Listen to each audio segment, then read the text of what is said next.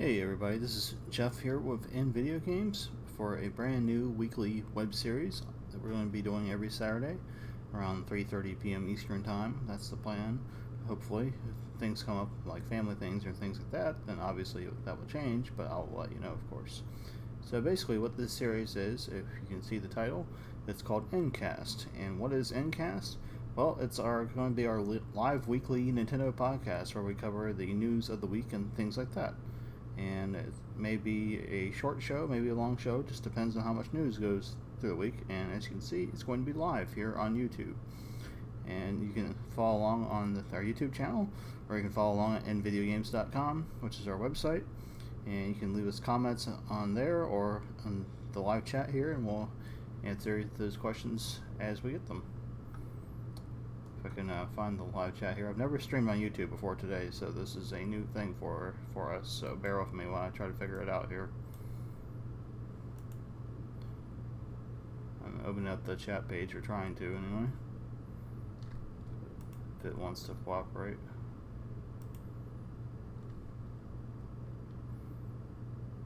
Oh, it gives me a big window for that. Okay.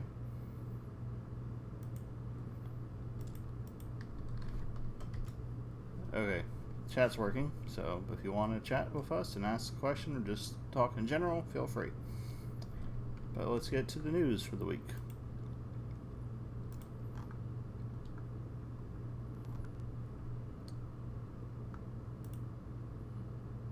I go back a ways here because we posted quite a bit this week, which you, like I said, you can check out at nvideogames.com.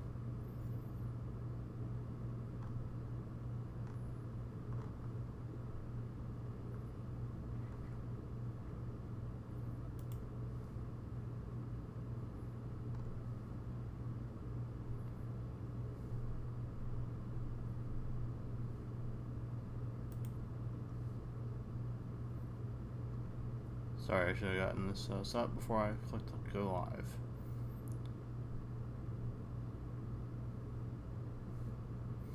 Okay, so our first bit of news this week is about the, let me find it here again, sorry.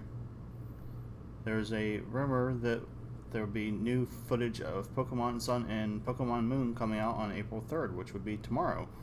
So, we don't know if that's going to actually happen or not, but this was reported by Nintendo Life, and it says that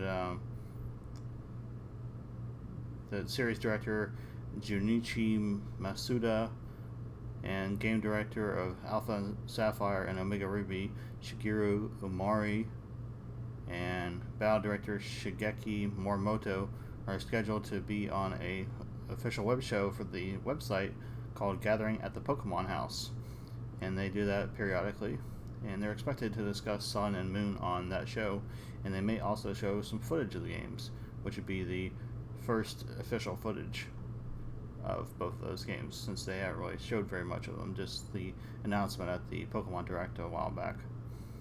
But it's not yet confirmed that they're going to show any footage. It may just be a discussion. They may just redo the same stuff they did at the Pokemon Direct event. But if they do anything for that, anything new or whatnot, we'll let you know tomorrow, because that's when it's scheduled to happen.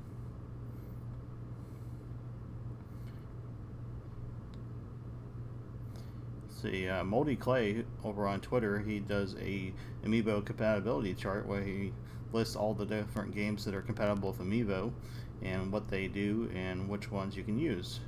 And he's updated that fairly frequently.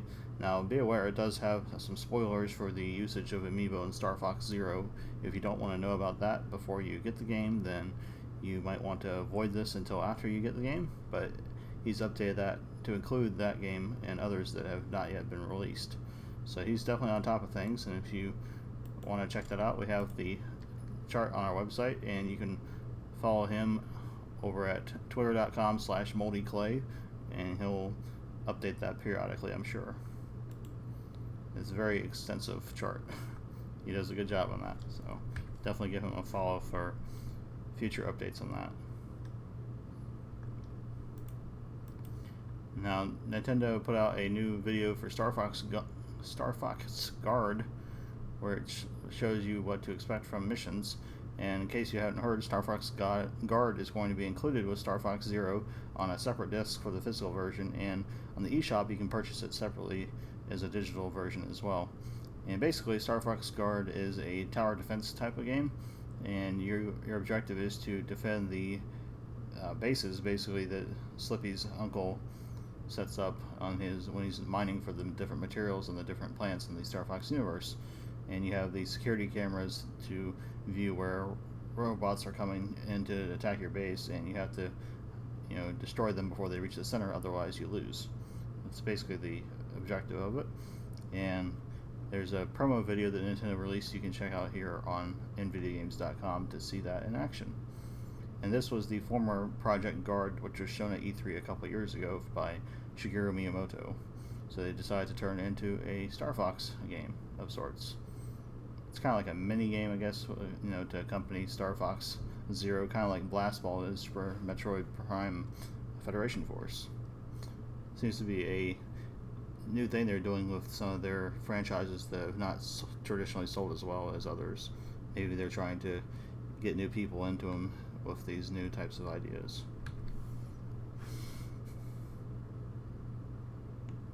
As I mentioned earlier, the amiibo functionality for Star Fox Zero has been revealed, and one of those amiibo is Falco, and he's compatible with the game, and of course the other one being Fox.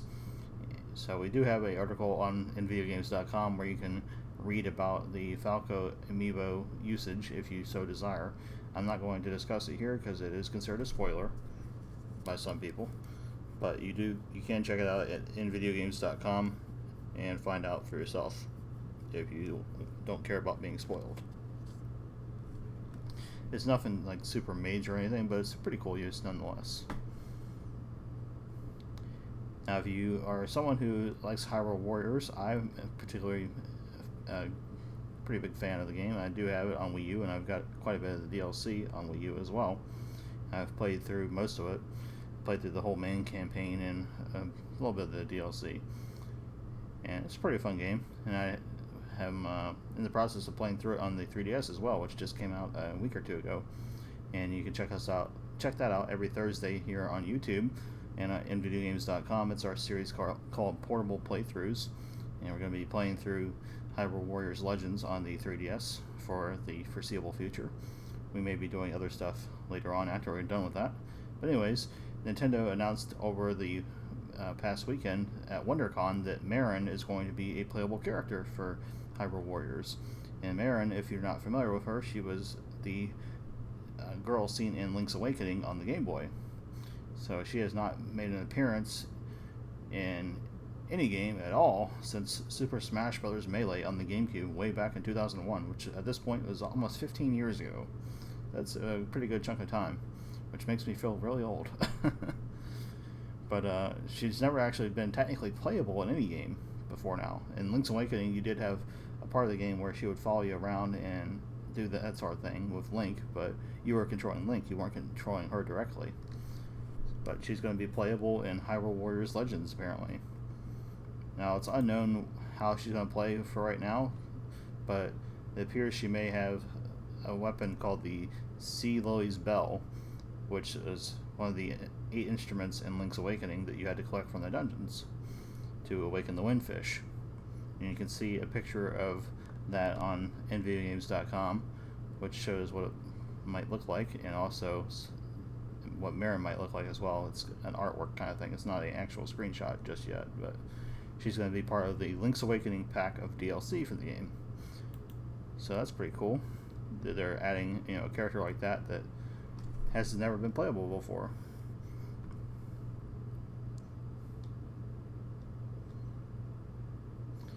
So earlier in March, there was a remake of Zelda Twilight Princess on the Wii U that was released called The Legend of Zelda Twilight Princess HD, of course. And prior to that, there was a group of fans that were working on a remake of their own for the game. And the team was headed by a man named Tomoya Hamazaki. I might have mispronounced that, but basically what happened is Nintendo decided to pull all his videos off of YouTube because I guess they wanted people to focus on the official version of the game.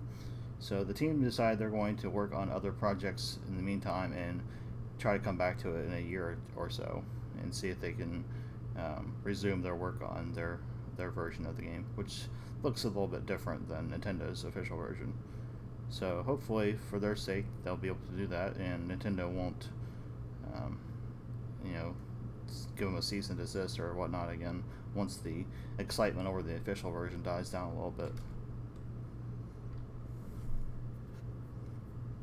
I mentioned Metroid Prime Federation Force earlier, and we got some new direct feed gameplay footage from WonderCon as well. This is courtesy of GameXplain, and they have that over on their YouTube channel if you want to check that out. And basically, it shows an entire mission from the game, and it's 18 minutes worth of footage. And this is the M03 Smokestack mission, and it will show the co-op aspects of the game, and shows the guys fighting some enemies and a boss as well, I believe. So go ahead and check that out over on GameXplain's YouTube channel, or you can check it out here at NVGgames.com.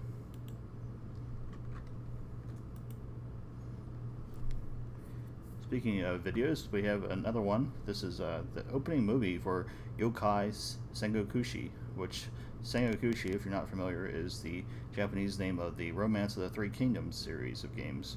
So this is a crossover with Yokai Watch and Sengokushi, or Romance of the Three Kingdoms. Now, a Western release hasn't been announced for this title just yet, but it's scheduled to be released in Japan today on the 3DS. So if you want to check out what the opening movie for the game might look like, you can go ahead and check that out over at NVideoGames.com. And bear in mind, it's going to be in Japanese, of course, because, like I mentioned, there's no Western release announced thus far. And considering we've only got the very first Yokai Watch game and none of the spin-offs or anything like that, not even the original sequel, it's probably going to be a while before we see this, if we ever do. So we've done our usual, weekly live streams and Let's Plays. So we had one for Pikmin 3 recently, and we just did the beginning of the game. We're going to be doing another one of Pikmin 3 here this evening, I believe, is our schedule. Let me double check that. Yeah, we're going to be doing episode 2 of Pikmin 3 tonight, and episode 1 was back on Sunday or Monday this week. So we have the recorded video on NVideoGames.com and here on our YouTube channel as well if you want to check that out. So there was a new list of the best-selling virtual console games of all time that was released, and for that, the top 10 that are out there are Super Mario Brothers on the Famicom, Super Mario Bros. 3 also on Famicom. These are in Japan, by the way. This is courtesy of Japanese Nintendo. Number 3 was Pocket Monsters Yellow version, which is Pokemon, of course. Super Mario Land on the Game Boy, and the Pokemon's on the Game Boy as well. The Legend of Zelda Link's Awakening DX on Game Boy Color. Super Mario Bros. 2 on the Famicom. The Legend of Zelda 1 on the Famicom. Super Mario Land 2, 6 golden coins on the Game Boy. Pocket Monsters Red version on the Game Boy, and Hoshi no Kirby 2 on the Game Boy, which is Kirby's Dream Land, I do believe. So that's a pretty good list there, and it shows you that Game Boy titles and Famicom titles seem to be the most popular for the Virtual Console service, at least in Japan. So that's fairly interesting. And if you want to check out the rest of the top 20, you can head over to Japanese Nintendo and check it out there. Speaking of Japan, Nintendo announced some eShop releases for release over there. These were scheduled to be released on March 31st, and they were getting Mario Party 2, which was originally released on the N64 back in 1999, and Final Fantasy Tactics Advance, which originally released on the Game Boy in 2003. Those are both coming to the Wii U Virtual Console, and then they also are getting a indie title called RV-7 Mine Drone for the 3DS. And the games are priced at 1,028 yen, 702 yen, and 500 yen respectively. So that's approximately $9 for Mario Party 2, $6 for Final Fantasy Tactics Advance, and $4.50 for RV-7 Mine Drone.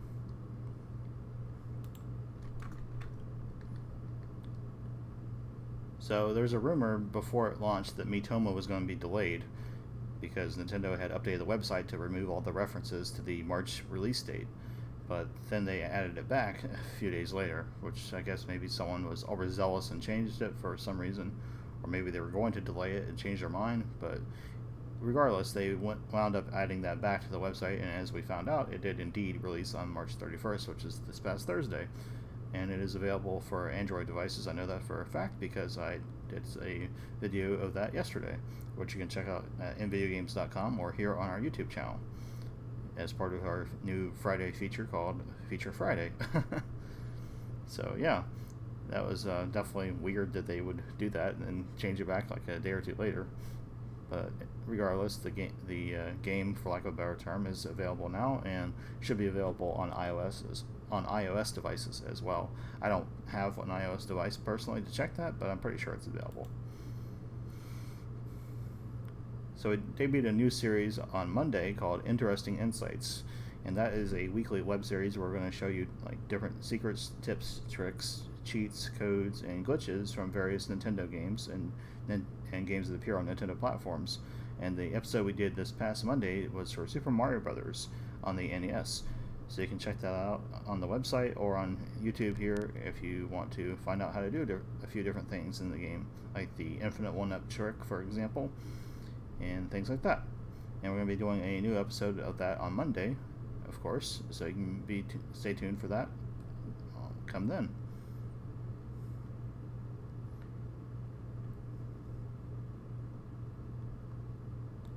So speaking of WonderCon, we talked about that earlier. Nintendo took several games to that show, and these are unreleased games thus far. And another one of those was Kirby Planet Robobot, which is scheduled to be released on the 3DS on June 10th for most of the world, but in Japan they're getting it this month on April 28th.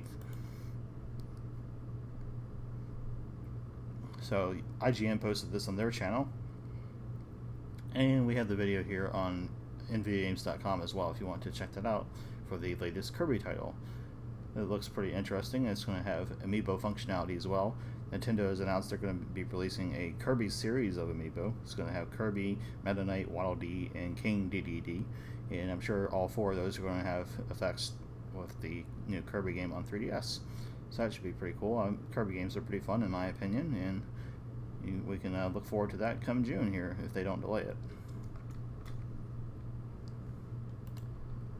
So getting back to eShop releases, Europe got a few new titles this week.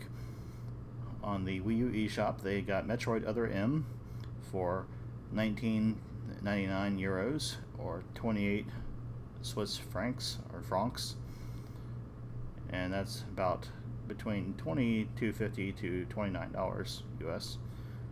They got Freeze Me, which is 9.99 euros or 11.5 Swiss francs, which is about $11 or $12 respectively, and that's only valid until the 7th of April. The regular price is 13.99 euros or 16.60 Swiss francs, which is about $16 or $17 respectively. They also got Tachyon Project, which is 9.99 euros or 14 Swiss francs, and that's about $11 or $14.50 respectively.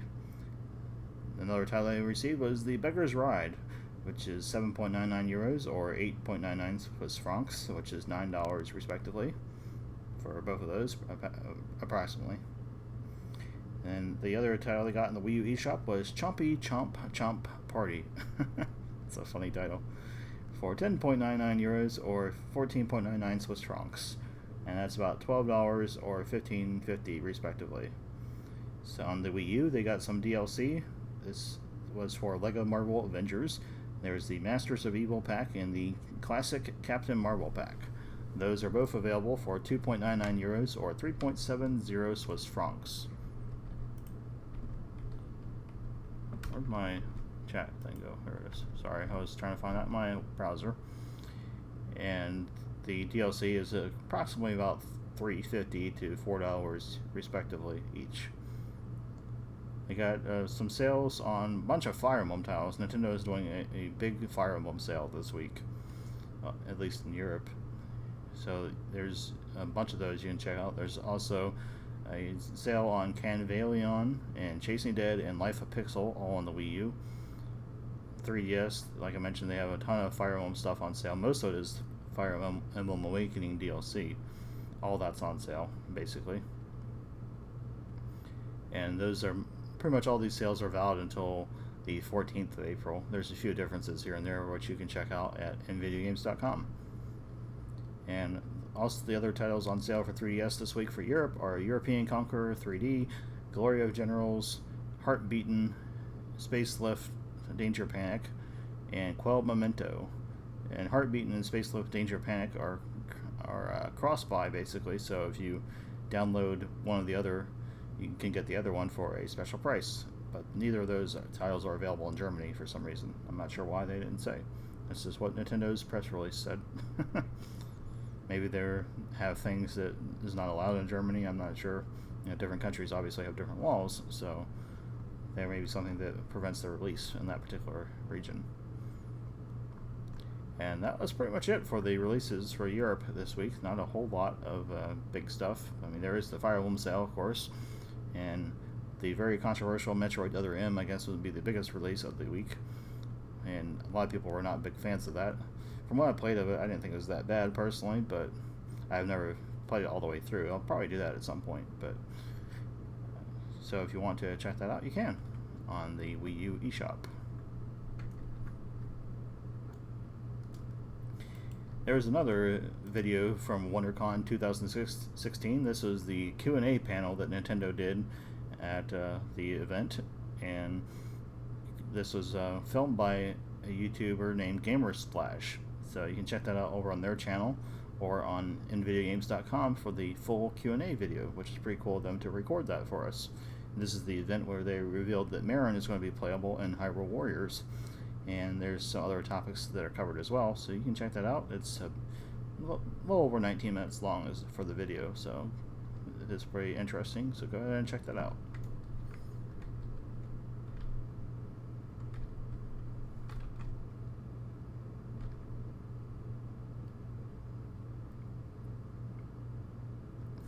So here's some bad news for the week. Well, bad, I guess, if you're in Korea, but I mean, it's not like, no one died or anything, thankfully, but it's, bad nonetheless. But anyways, basically what happened is Nintendo has decided to restructure Nintendo of Korea, and they laid off about 80% of their staff, and only 10 employees are going to be staying on with the NOK regional office.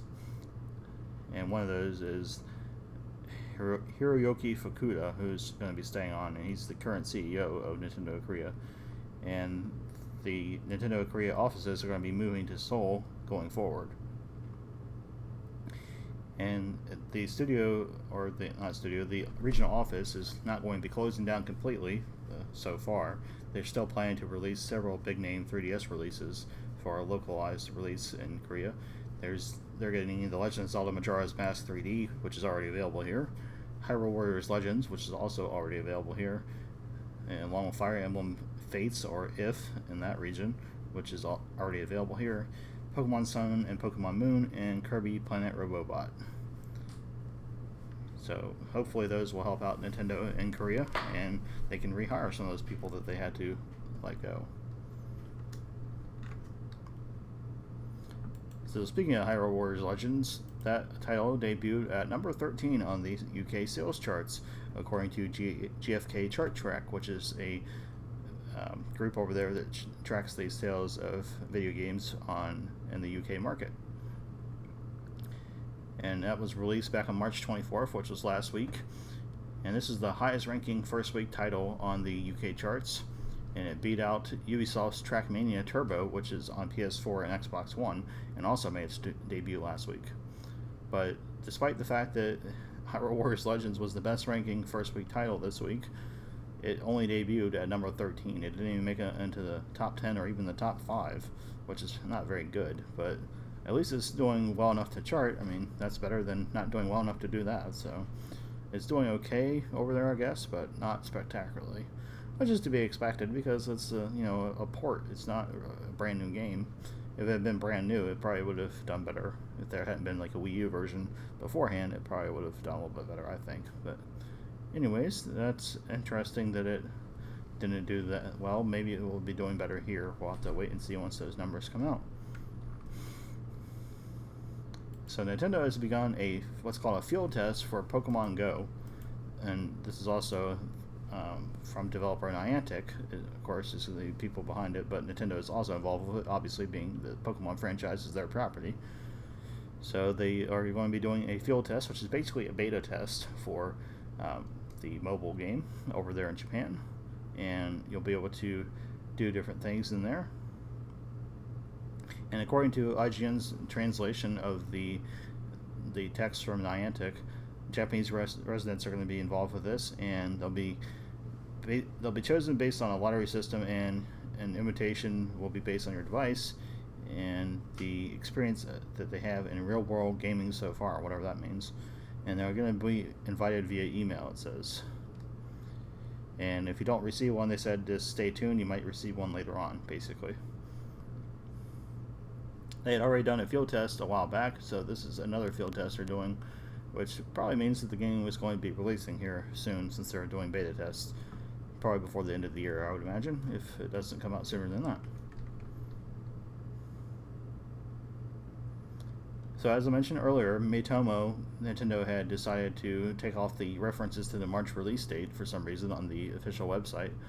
And then we found out earlier this week that it was going to be releasing officially on March 31st in the US, UK, and other Western countries. Obviously, it had already come out a couple weeks ago in Japan, and had been a big hit over there, and now it's available in the Western markets as well, which is pretty cool, and it's been doing quite well here as well from what I've read. So another new Let's Play series we started this week is ActRaiser on the SNES. That's a pretty cool game where it crosses over city building and platforming action, so you can check that out, and we're going to have another episode of that. Let's see here. Another episode of ActRaiser will be tomorrow night on 8 p.m. Eastern at nvideogames.com. So you can check that out, and we'll be streaming those on Twitch, of course, as well. And our address on Twitch is twitch.tv/nvideogames. So we stream around 8 p.m. Eastern, as I mentioned. And we have the first episode recorded for you that you can check out on nvideogames.com and here on YouTube. Speaking of video series, on Tuesday we did a debut of a new series called Top 5 Tuesdays, which is going to be basically a discussion series where I look at my top 5 things for various things that are related to Nintendo. And this one we did this past week was my personal opinion of the top 5 Zelda games. This is all Zelda games that have been released thus far.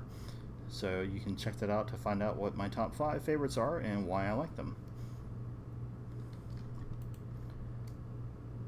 The Strong Museum and Museum of Play in the World Video Game Hall of Fame have announced the 2016 finalists for the induction into that particular Hall of Fame.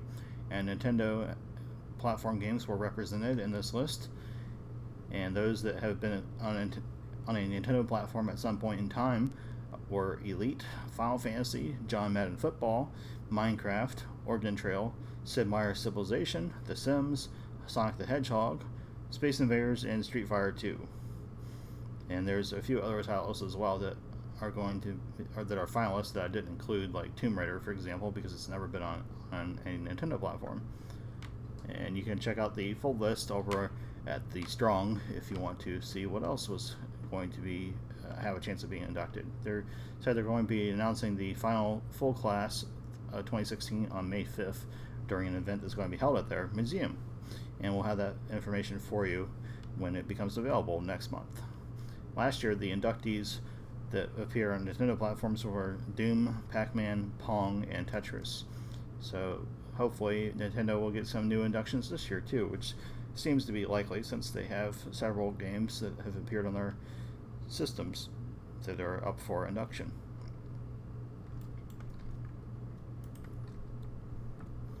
So speaking of Pokemon Go, which we talked about briefly earlier, we got some new details, screenshots, and footage for the mobile game. This is courtesy of All Games Delta and Nintendo. And as we mentioned before, you're going to be able to join one of 3 teams, and they are going to be split into colors. There'll be a red team, a blue team, and a yellow team, which most likely is based on the original series of games on the Game Boy. So when you encounter a wild Pokemon, apparently you're not going to have to fight it like you would in a regular Pokemon game. You're just going to have to tap a little icon on your screen on your smart device, which is going to be a Pokeball basically, and you tap on that and it will attempt to catch the wild Pokemon for you. The game is going to have natures, which made their debut in Pokemon Ruby, Sapphire, and Emerald, and the ones that are included in this game are the Guardian Nature, Sentry, Stoic, Raider, Assassin, Protector, and Champion. So those will affect the way your Pokemon behaves, of course. The game is also going to have something for each Pokemon called CP, and what this is isn't quite known yet, but there's a theory that it's an abbreviation for something called capture points, which is theorized to reflect how tough it might be to catch a specific Pokemon. So basically, it's a rating that determines whether or not you'll catch the Pokemon when you hit the icon on your screen, and each Pokemon has one. Just like in the regular games in the series, each Pokemon is going to have a type, and it's going to have all the current types available, and that includes the Fairy type, which is the newest one. And there's also going to be mythical and legendary Pokemon as well as normal ones as well. I don't think they announced anything about shiny Pokemon thus far, but those are probably going to be included as well, I would assume, since they have all this other stuff. I mean, why wouldn't they? But that's not confirmed just yet. That's a speculation on my part. As you know, Pokemon has always had evolution as one of the main aspects of the series, and that's going to be included in Pokemon Go as well. So what had been previously reported is that you would evolve Pokemon by catching multiples of the same Pokemon. So for example, if you wanted to evolve Charmander into Charmeleon, you would catch several Charmander, and eventually it would evolve into Charmeleon. Well, now that's being reported as being changed to something different, and apparently you're going to be getting something called evolution shards, which if you collect enough of those, it's going to turn into an evolution stone, and this will allow you to evolve your Pokemon.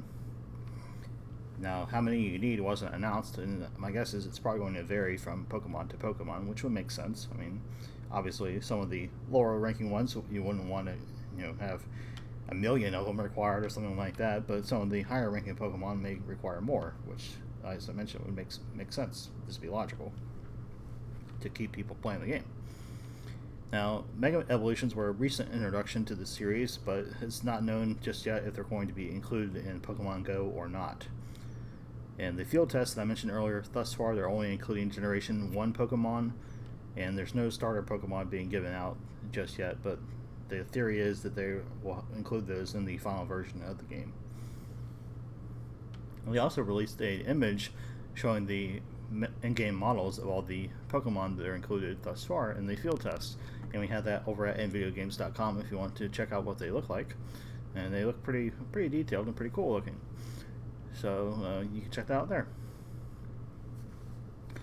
Another thing they announced was that status ailments are not going to be included in the game, so you won't be able to put other Pokemon to sleep. You won't be able to use burn, poison, etc.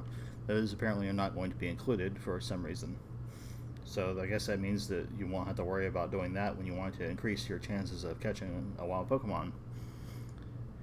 There's something else called movements in the game. Now, not really sure what that is, but it says there's going to be 137 of them. And my theory was that was a typo in the information, and they might mean moves, like, the Pokemon's attacks, like Quick Attack, or Thunder Shock, or Thunderbolt, or whatever. So, there's also going to be fast varieties of them as well, and there's 95 fast ones, whatever that means. They didn't really announce what fast meant, so who knows. I guess we'll find out more info about that as we go. Another thing that's going to be included in Pokemon Go are items, and these are going to be similar to the main games in the series, and they're going to have different types just like in the main games in the series. There's going to be potions, battle items, Pokeballs, revives, something called the camera, and food. And in the field test that's going on in Japan, they only have access to certain items, of course, and those are Potion, Super Potion, Hyper Potion, Max Potion, Pokeball, Great Ball, Ultra Ball, Master Ball, Max Revive, X Defense, X Attack, X Miracle, Blackberry, Raspberry, Weep Hairberry, Nanabberry, Pinapberry, and something called Special Camera, which I'm guessing has something to do with using your smart device's camera function for something. What, I'm not really sure, but hopefully we'll find out something about that in the future. So speaking about moves, earlier we talked about when you fight in a gym in the game, you're going to be limited to only 2 moves. Now, it's not known just yet what those might be, or if you can pick them, or what, but they're going to limit you somewhat when you do gym fighting. Gyms are also going to have something called Prestige, which appears to be a ranking type of thing, and you can earn points while you're in a gym. It's not yet known what these points do, but maybe they're tied into the Prestige thing. Maybe like your trainer gets a Prestige ranking of their own. But that's, again, speculation. We just don't know yet. But the players are going to be able to earn ranks, so maybe it's tied into that. And the ranks that are in the game thus far are called Novice, Trainer, Leader, and Professor. And these are tied into your character's level specifically, but it's possible that the points may tie into that as well. So the levels, Novice is level 1, Trainer is level 10, Leader is level 25, and Professor is level 50, which appears to be the maximum level, possibly. So each increase in rank will give you the ability to access more Pokemon and items. And at level 50, you can access up to 500 Pokemon and 1,000 items. I guess that means the storage capacity that you have, basically. Niantic and Nintendo are also including an achievement system of sorts in the game, and this is going to be done through something called medals. And you can earn these by doing different things. For example, you might earn one when you catch a specific amount of Pokemon, when you've completed enough gym battles, when you walked enough steps in the real world, with your smart device on you, basically, because it tracks how many steps you do through its pedometer. And there's other things you'll be able to do as well to earn medals. And the game is also going to have microtransactions, and there will be packages you can purchase for real money, which include gems and items. Now, this might be similar to what they do with Pokemon Shuffle, but that hasn't been announced thus far, what exactly that's going to entail. But my guess is going to be related to, buying stat boosts and potions and Pokeballs and things like that. And it's also going to have a day and night cycle, just like the main games in the series. And they announced that the Android version of the game is going to require 47.97 megabytes of storage, so just under 48 megs of storage. And the iOS version, it's not yet known because this particular person did not test the iOS version. They tested the Android version. And it seems that there may be plans to support Google Cardboard, which is Google's VR thing that they have, because the game contains mentions of that within the code or within the game somewhere. So that's interesting. Then they may do something VR related. And as I mentioned earlier, we do have footage that you can check out online from the field test beta, and also some new screenshots as well. So check out those at nvideogames.com.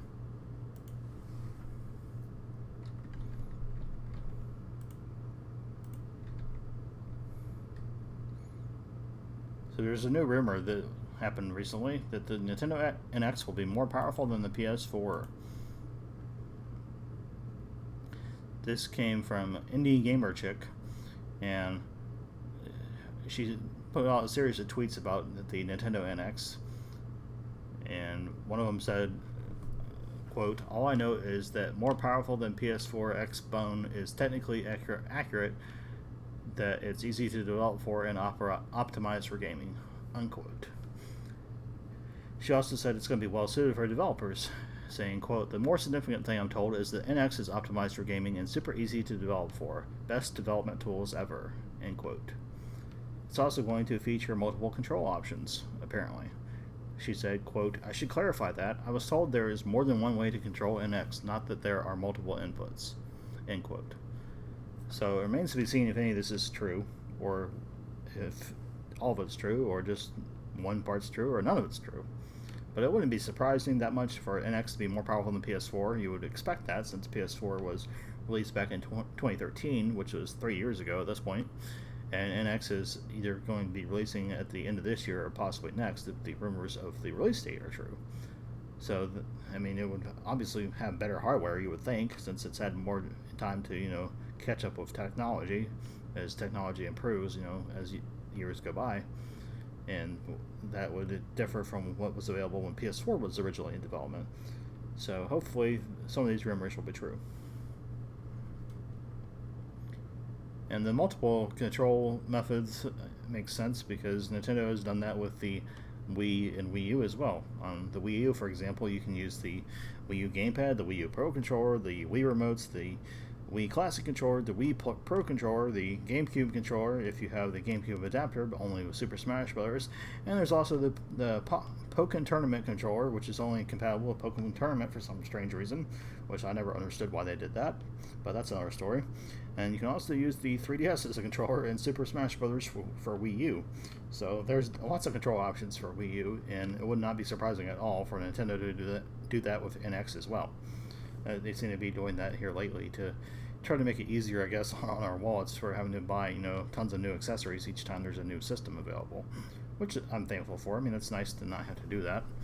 And I have played, my share of multiplayer on Wii U and made use of the Wii controllers for that, so which I already had from the Wii. So that saved a bit of money. And the gamepad, they were expected to cost a minimum of $100 if they had to buy new one. If we had to buy new ones to do multiplayer, but Nintendo's thus far not done that yet. And then probably it looks like they're probably not going to either. But that's another story. So over in Japan, they're getting another new costume for Super Mario Maker, and this is Starfy, who is from the series called the Legendary Starfy. Now over in Japan, that's called Densetsu no Sutafi. I guess that's how you say that. And as I mentioned, that's known as the Legendary Starfy here in the U.S. And we've only gotten one release on that particular series here in Western markets, and that was just titled the Legendary Starfy, and we got that back in 2009. And I believe that was on Nintendo DS, if I remember correctly. Now, if you haven't heard of the Starfy series, basically it's a platforming type of action series, and the title character Starfy is a yellow star. So he should fit in pretty well with Mario Maker since he's a platforming guy, and Mario Maker is about platforming. So you can check out a trailer that Nintendo put out for his inclusion in the game over at NVGames.com. So Digital Foundry put out a frame rate test for Pokken Tournament on the Wii U. This shows what the frame rates are like for the game. And it stays at 60 FPS most of the time throughout the video, but Nintendo Life said that it does drop to 30 FPS when you do local multiplayer matches, which makes sense because you have more going on, and there's more involved that the system has to compensate for. Whereas if you're playing online, for example, it's only having to do your end of things on your console and your opponent's end of things on their console. So you have multiple consoles involved in that case. Whereas a local match, you only have one console involved. They also mentioned that the game runs at slightly below 720p resolution, so it's not full 720p. It's not even 1080p, which is strange. I'm not sure why they decided to do that, but that is what they are reporting. So you can check out the video that Digital Foundry put out for the frame rate test over on our website or on their YouTube channel.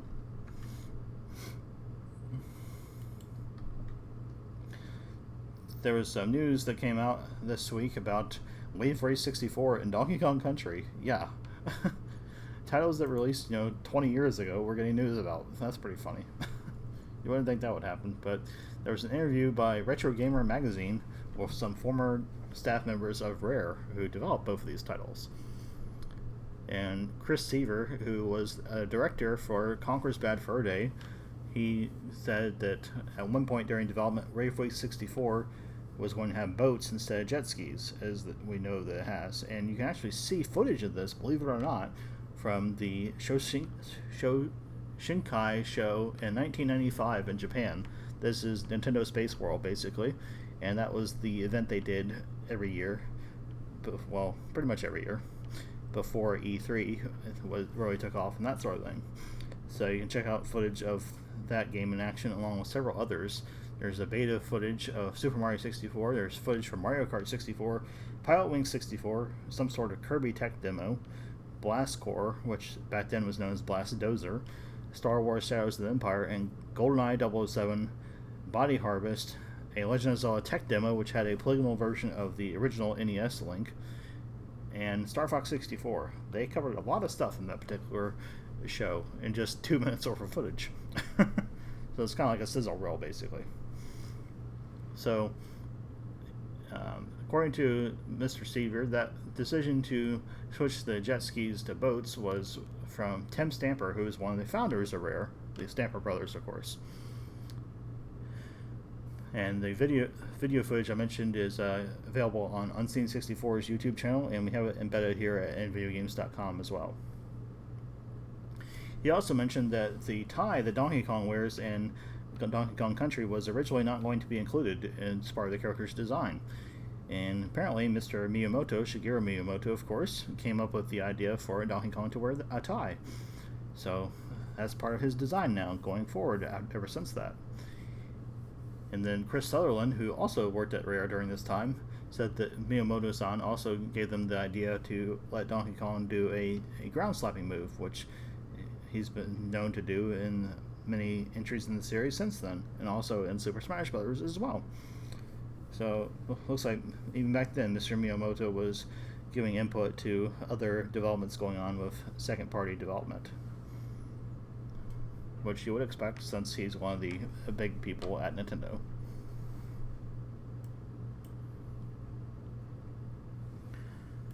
So Japan is getting some other new titles in the eShop this coming week, and Nintendo announced these ahead of time for some reason. I'm not sure why, but these are planned to be available as of April 6th. And what they're getting on Wii U Virtual Console, well, they're getting Densetsu no Starfy 3, which originally released on the Game Boy Advance, and that is going to be 702 yen, which is about $6 in the US money.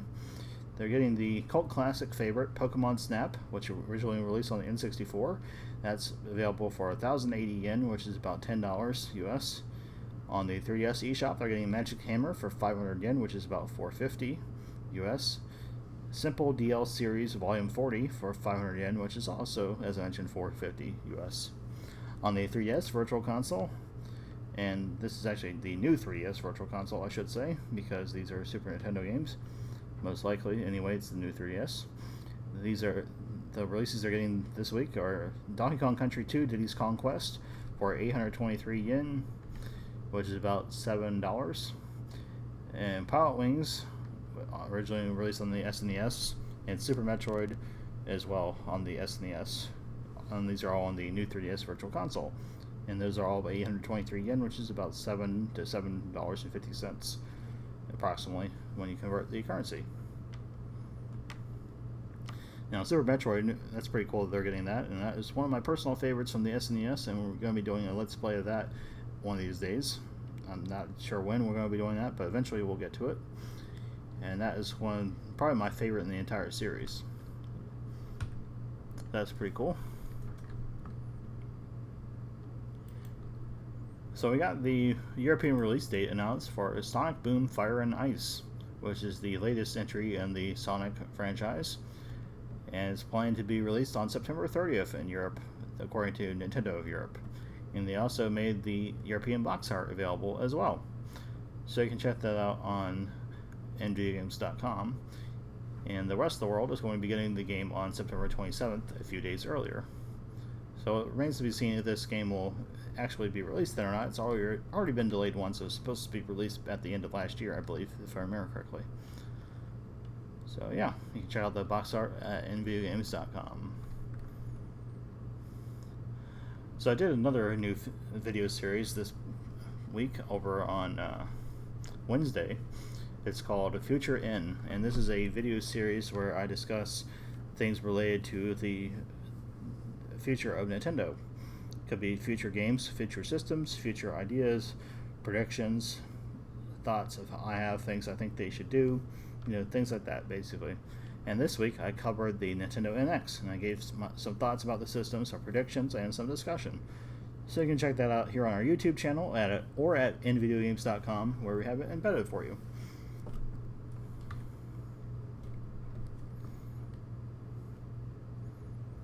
So App Annie, which is a service available in Japan, they announced the worldwide top 5 grossing portable games for 2015. At least I think it's in Japan. I might be wrong about that. But anyways, these are games that appear on Nintendo 3DS, as you might expect, because 3DS is more successful than PlayStation Vita. It's just facts. I mean, that's just the way it is.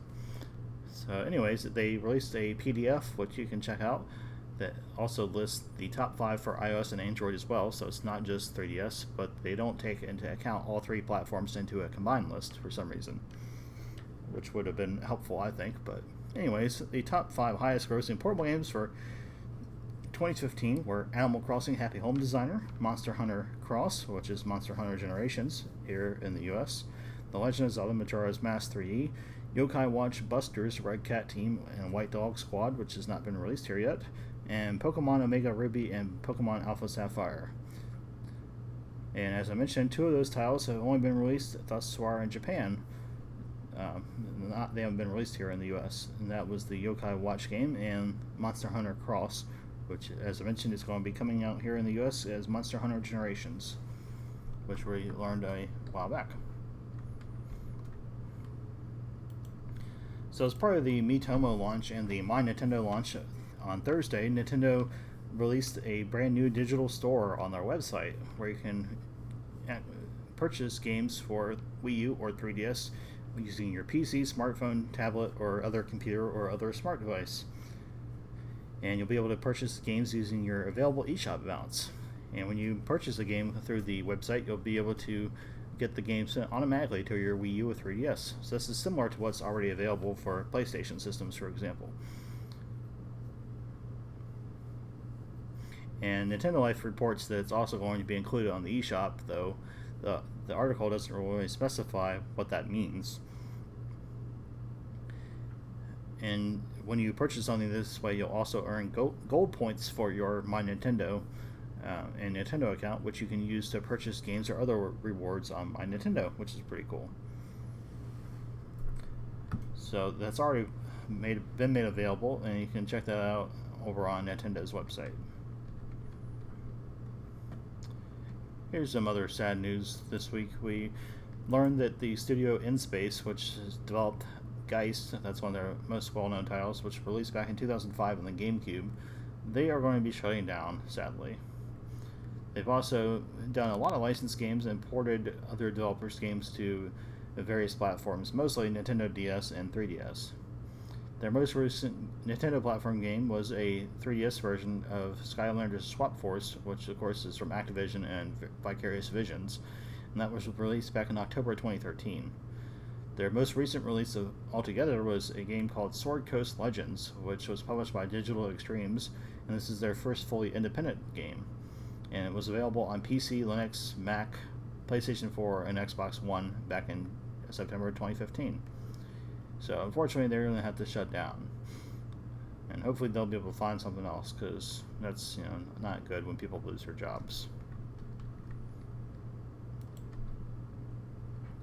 So a bit of better news, Miitomo was updated in Japan to version 1.1.0 and has a few new features, as we had previously mentioned. So now you're going to be able to send friend requests to friends of your friends. You can view online answers to see others' answers to questions. And they had mentioned that there's going to be something called Everybody Answers, which was not included in this update, it seems, according to the image that Cheesemeister shared on his Twitter account. So it also seems to have changes that are going to happen that weren't previously mentioned.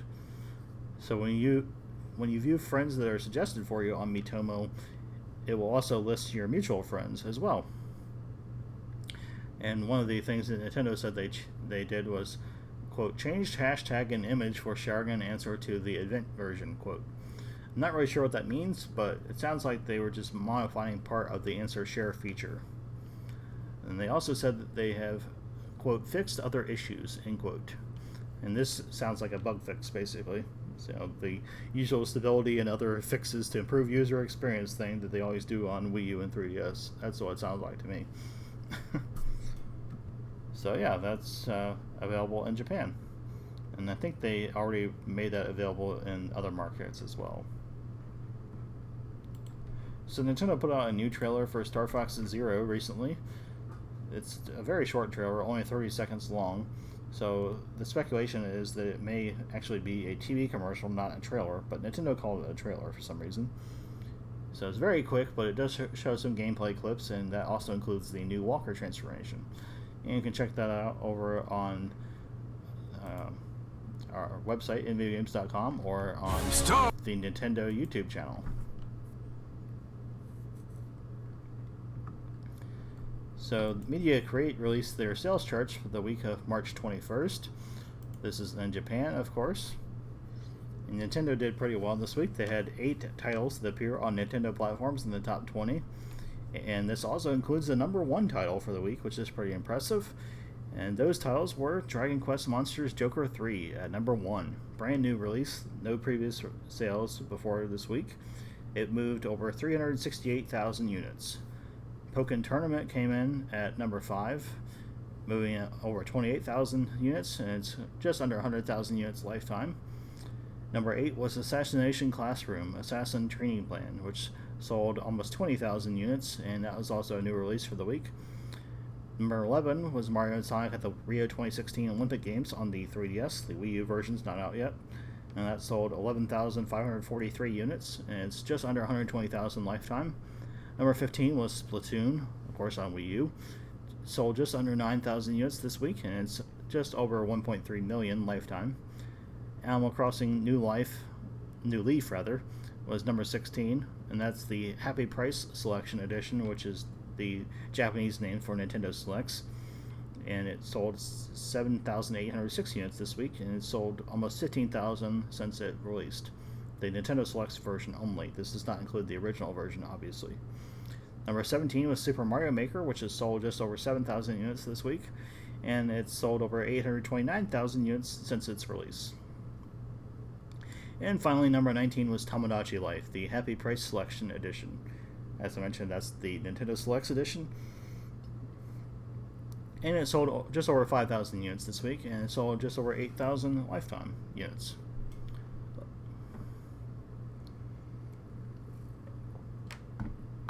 Over on the hardware side, Nintendo had 3 platforms in the top 5, which you would expect since the Media Create breaks down the 3DS models into different platforms, basically, even though technically they're the same system. So number 2 was the new 3DS LL, which is the Japanese name for the new 3DS XL, and it sold just over 22,000 units this week. And last week it sold just over 18,000 units, so it improved this week. New 3DS, which is the smaller version, sold 5,773 units, and it sold just over 5,000 last week, so it's about the same. Wii U sold 4,545 units this week, and 12,998 units last week, so that's a big drop off for Wii U. And that's probably because it had the release of Pokken Tournament last week, and this week it did not have that to bump up the numbers. The 3DS model, the regular 3DS, sold 2,322 units this week and 2,187 units last week, so that's about the same. And the 3DS LL, regular 3DS, of course, sold 365 units this week and 370 units last week, so that's about the same as well. And the increase for the new 3DS sales is probably because of the release of Dragon Quest Monsters Joker 3, which, in case you haven't noticed, the Dragon Quest franchise is huge in Japan. I mean, people take all the work for new Dragon Quest games. That's how big the series is over there. Of course, Dragon Quest Monsters is a spin-off, but it's still going to be a popular title over there, clearly, since it moved almost 400,000 units in its first week. I mean, that's pretty impressive. I mean, it did more than all the other Nintendo titles put together this week by itself.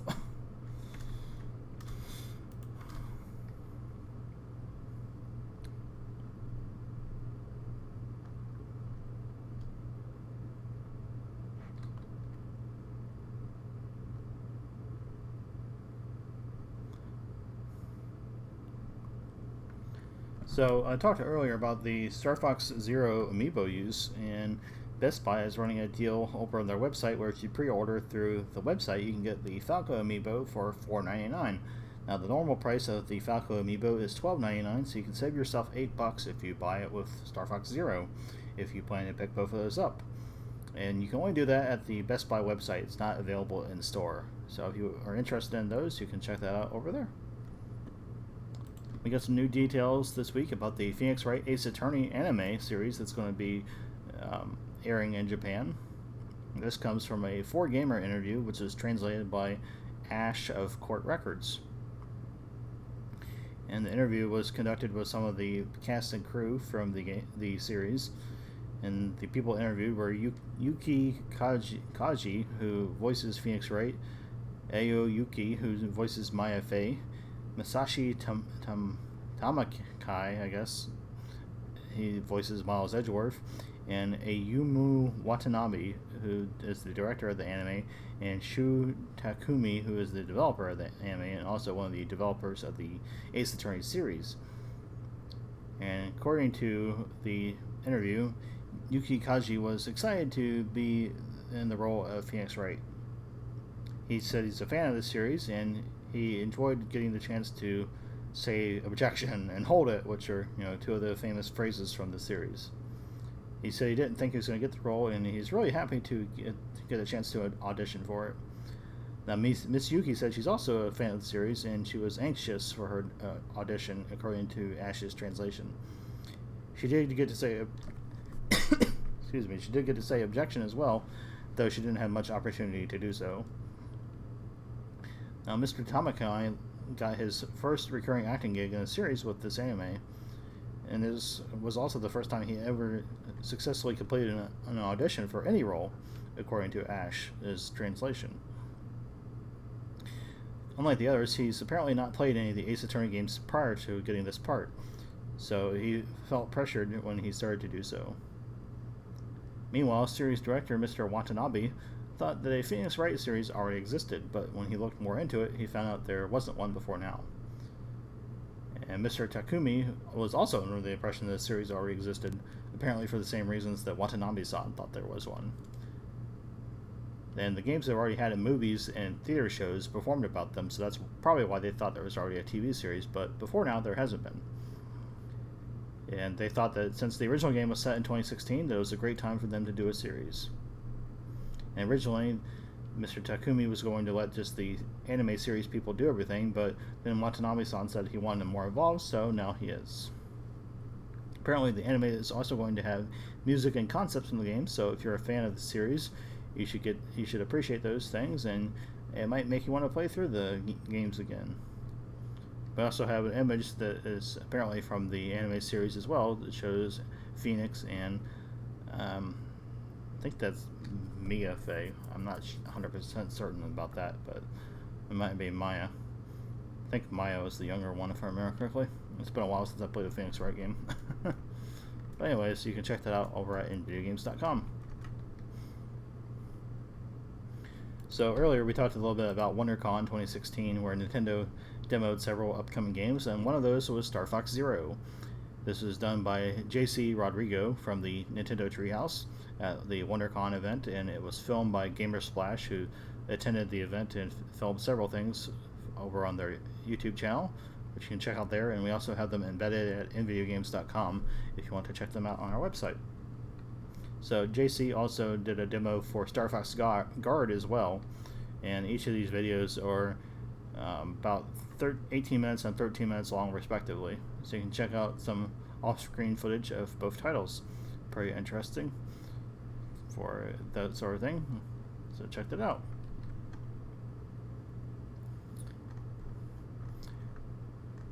Another new series we did this week, I mentioned earlier, was Portable Playthroughs.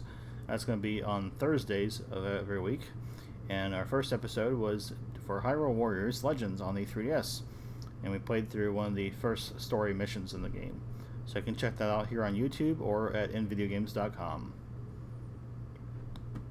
We also got some info about the Nintendo download for North America for this week.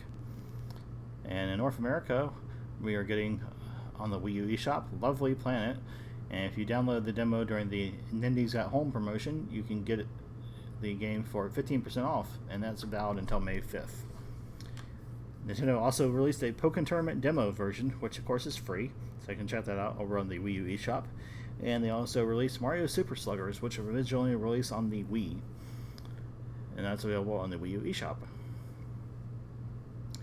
There's also some sales on various titles on the Wii U eShop. 99 Moves and other games from Enjoy Up Games are going to be available on sale until April 21st. There's Bela Latino on sale until May 15th, along with Love Me Buddies Wonderland and other titles from Oxygen, and those are all on sale until May 15th. Stoneshire is on sale from April 1st until June 1st, and it is 50% off until then. It's regularly priced at $1.99, and it's on sale for $1. That's pretty cheap. And then there's Canvalion, which is on sale for 50% off as well until April 7th. It's regularly priced at $9.95, and it's on sale for $4.95.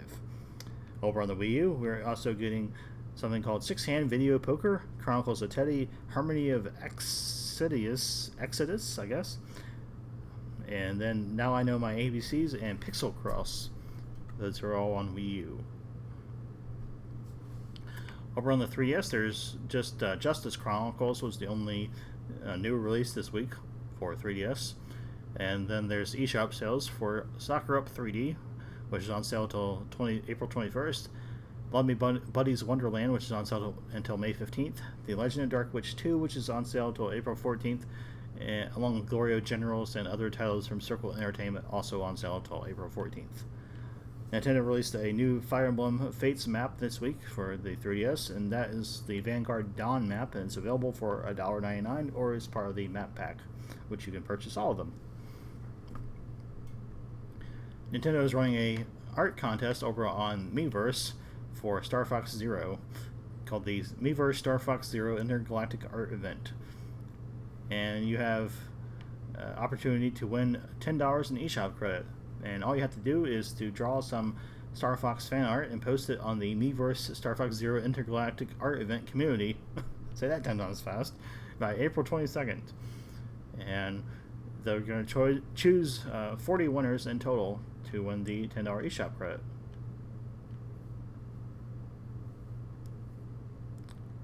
And it says that the promotion began on March 29th, and as I mentioned, it ends on February. Or not, God, I cannot get my calendar correct. April 22nd. Sorry about that. I'm really out of it. I guess. So you can enter by posting your fan art on the Miiverse community I mentioned, or you can mail a postcard as stated in the official rules. Now, not sure what that means, but you can check out the official rules over on, I guess, on Nintendo's website.